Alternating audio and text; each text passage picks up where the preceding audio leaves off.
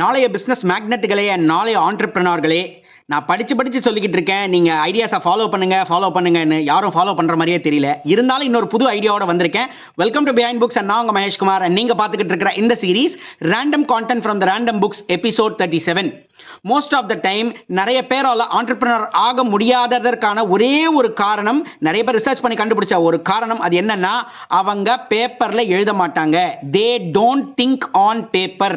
அப்ப நடக்கணும், அதாவது அவங்க ஆண்டர்பிரினர் ஆகணும்னா அவங்க என்ன பண்ணணும்? They should think on paper. பேப்பர்ல எழுதுறப்ப என்னென்ன நன்மைகள் நடக்கும்?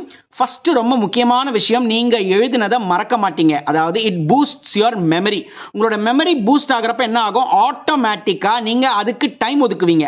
ரெண்டாவது, உங்களோட தாட்ஸ் கிளியர் ஆகும். அதாவது நீங்க எழுதுறப்ப என்ன ஆகும்? ஐடியாஸை, அந்த தாட்ஸ் வேர்ட்ஸா மாறுறப்ப கிளாரிட்டி அதிகமாக கிடைக்கும். ஸோ மெமரி பூஸ்ட் ஆகும், தாட்ஸ் கிளியர் ஆகும். அதுக்கப்புறம் நீங்க அதுக்கு ஃபோக்கஸ் கொடுப்பீங்க. ஸோ நீங்க ஐடியா பேப்பர்ல எழுதுறப்ப என்ன ஆகும்னா அதுக்கு நீங்க டைம் கொடுப்பீங்க, ஃபோக்கஸ் கொடுப்பீங்க, அட்டென்ஷன் கொடுப்பீங்க. அண்ட் நாலாவது ரொம்ப முக்கியமான விஷயம், நீங்க அதை பேப்பர்ல எழுதுறப்ப உங்களுக்கு டெசிஷன் எடுக்கிறது ரொம்ப சிம்பிளா இருக்கும். மோஸ்ட் ஆஃப் த டைம் நம்ம பண்ற தப்பே என்னன்னா, காத்துலயே கணக்கு போட்டுக்கிட்டு இருப்போம். காத்துலயே கண்ணை மூடிட்டே கணக்கு போட்டுருக்கோம். இது இப்படி ஆயிரும், நான் இப்படி பண்ணிடுவேன், இது இப்படி ஆயிரும், நான் இப்படி பண்ணிடுவேன். பட் அது நடக்காது. என்னைக்கு நீங்க பேப்பர்ல திங்க் பண்ண ஆரம்பிக்கிறீங்களோ அன்னைக்கே நீங்க ஒரு பட்டிங் பிசினஸ் மேன்.